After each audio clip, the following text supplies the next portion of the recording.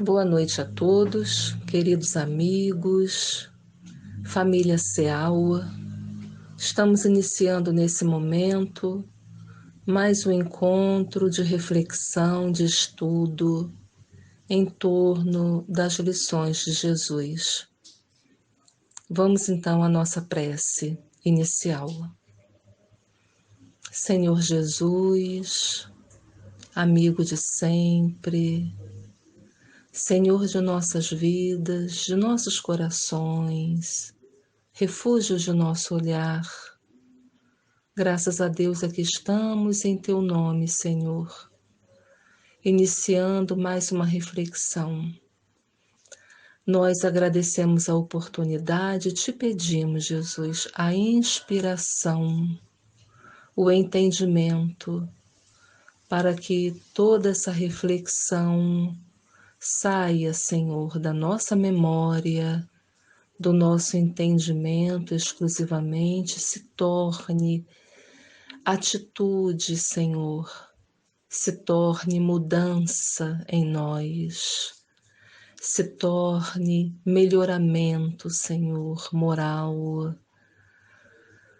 Que a Tua paz nos envolva, Jesus. Assim nós iniciamos o nosso estudo, graças a Deus. Bem, amigos, irmãos, vamos iniciar nossa reflexão. Hoje estamos estudando o capítulo 2 de O Evangelho segundo o Espiritismo. Esse capítulo tem como título Meu Reino Não É Deste Mundo. Vamos a um relato de uma rainha, onde ela se coloca assim.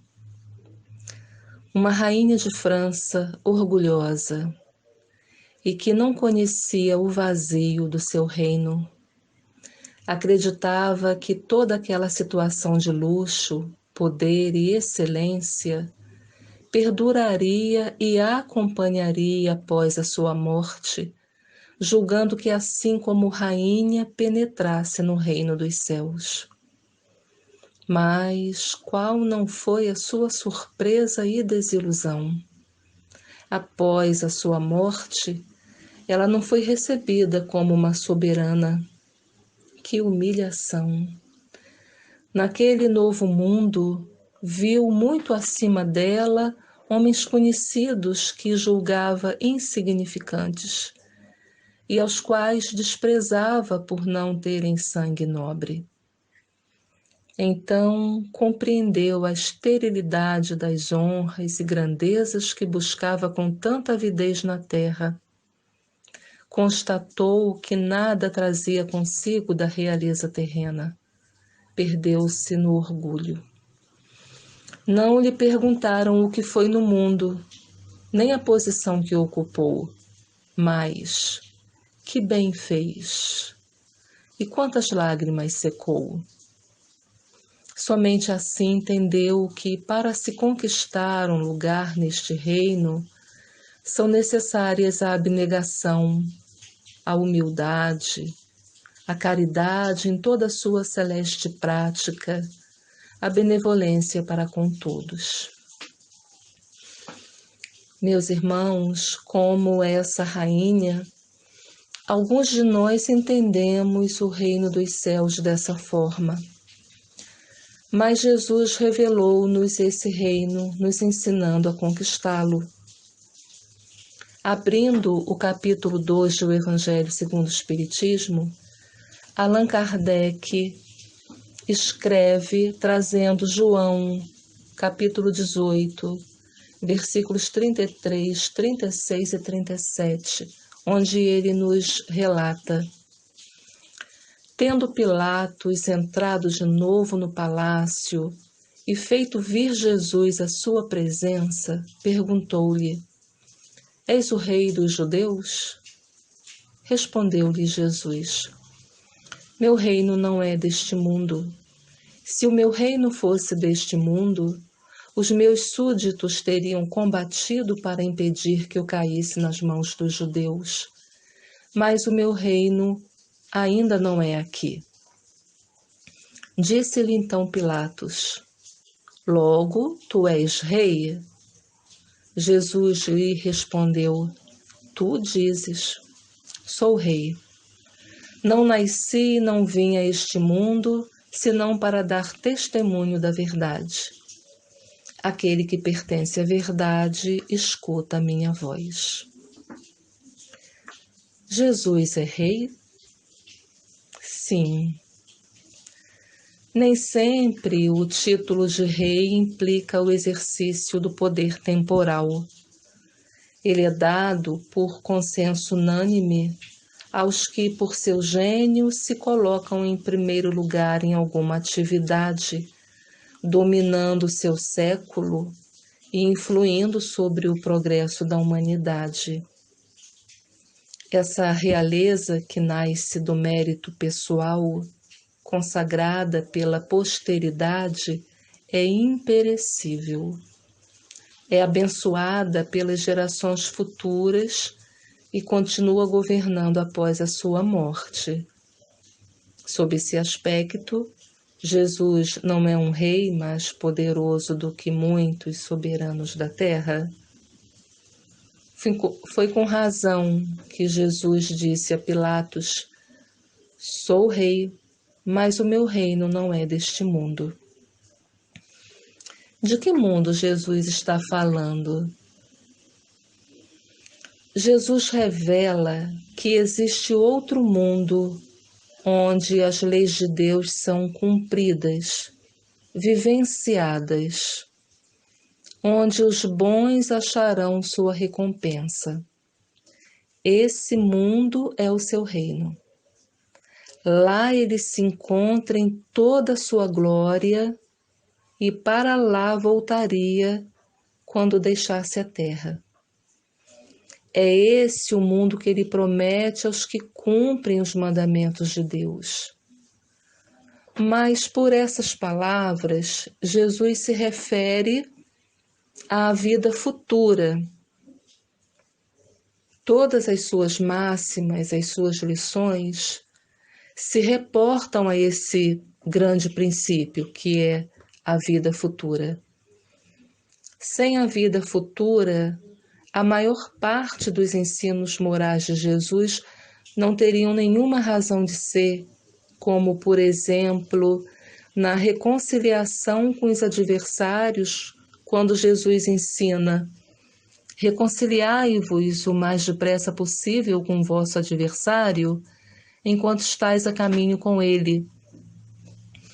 Jesus aqui ensina que a morte não nos livra dos nossos inimigos.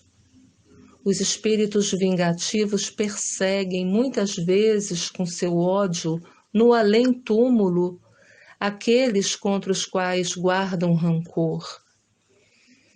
É importante para a nossa tranquilidade futura que cada um repare o quanto antes os males que haja causado ao seu próximo, que perdoe aos inimigos, a fim de que se apague antes que a morte lhe chegue toda a causa de animosidade, evitando que essas discórdias se perpetuem nas existências futuras.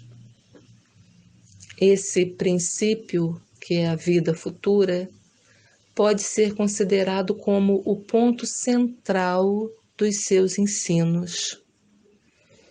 Em todas as circunstâncias, Jesus apresenta a vida futura como a nossa meta, meta que se destina à humanidade. Sendo a nossa meta, deveria ser objeto das nossas principais preocupações, assim como quando temos um sonho a realizar ou uma tarefa a cumprir, nossos pensamentos e ações se dirigem para tal. Empreendemos esforços e acionamos a inteligência em tal direção. Assim, deveríamos nos comportar quanto a essa realidade espiritual. Cuidarmos do momento presente com vistas a um futuro de paz consciencial para com os nossos deveres fundamentais e fraternos na vida. Jesus adequou os seus ensinos ao estado dos homens da sua época. Não julgou conveniente apresentar com amplitude a vida futura. O povo não compreenderia. O Espiritismo veio completar esse ensino de Jesus, como alguns outros, quando os homens já se mostravam mais maduros para compreender a verdade. Com o Espiritismo, a vida futura é uma realidade demonstrada pelos fatos. Os próprios desencarnados, que são testemunhas oculares, descrevem detalhadamente esses mundos e o estado dos seus habitantes. Allan Kardec diz que a ideia clara e precisa que se faça da vida futura dá uma fé inabalável no porvir. E essa fé tem consequências enormes sobre a moralização dos homens, porque muda completamente o ponto de vista sob o qual eles encaram a vida terrena. Vejamos algumas mudanças no modo de ver e viver a vida a partir da crença na vida futura. A vida corpórea se torna simples passagem. As vicissitudes, as tribulações são suportadas com mais coragem, com mais paciência, pois passarão. São necessidades de crescimento e do desenvolvimento da fraternidade. A morte deixa de ser a porta para o nada. O homem encara as preocupações da vida com mais serenidade, certeza de que tudo vai passar, e abranda dessa forma as suas amarguras.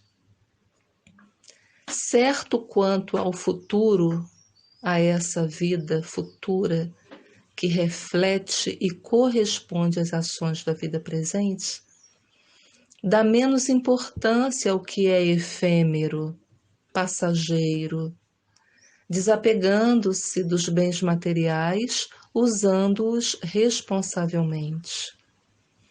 Desse modo, não se decepciona ou frustra-se com a perda de algo. Torna-se mais compreensivo e resignado quando as coisas não são do jeito dele ou não se dão como gostaria. Não se coloca mais no centro dos acontecimentos e atenções da vida, poupando-se da inveja e comparações que sugam as energias, né? É o que acontece ao que vê a vida terrestre do ponto de vista da vida futura. Quando observamos a vida do interior de uma cidade, tudo parece grande, único. Contudo, se ele subir a uma montanha, homens e coisas lhe parecerão bem pequenos. É o que acontece ao que vê a vida terrestre do ponto de vista da vida futura. Isso também leva o homem a tudo melhorar, a cuidar de todos e de tudo, porque, embora se identifique com a vida futura, esse homem usufrui das possibilidades intelectuais, físicas, materiais, naturais, permitidas por Deus para o seu progresso intelectual e moral no cumprimento do seu dever para com a vida. Dessa forma, então, o homem começa a construir o reino de Deus em seu coração. Jesus afirmou que o seu reino ainda não é deste mundo. No entanto, várias vezes afirmou que esse reino permanece dentro de nós. O benfeitor espiritual Emmanuel ensina realmente: não podes aguardar o reino de Deus na terra de agora, mas desde agora podes iluminar o reino de Deus que está em ti. E ainda a nossa benfeitora espiritual Joana de Ângeles assevera: Jesus é o Rei desse mundo real, que se manifesta através dele em cada momento, que transcende ao convencional e habitual, de cujo entendimento e somente assim tem sentido a existência corporal. Portanto, acima dos interesses e disputas mesquinhas do que é transitório e onde fermentam as paixões.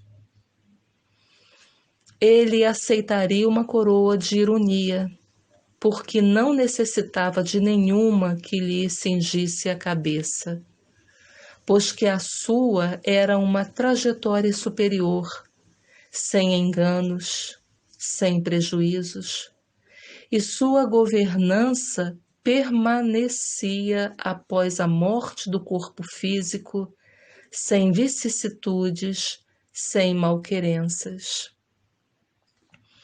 Além das formulações corriqueiras e comezinhas, está sempre presente a sua realeza, e todos a bendizem.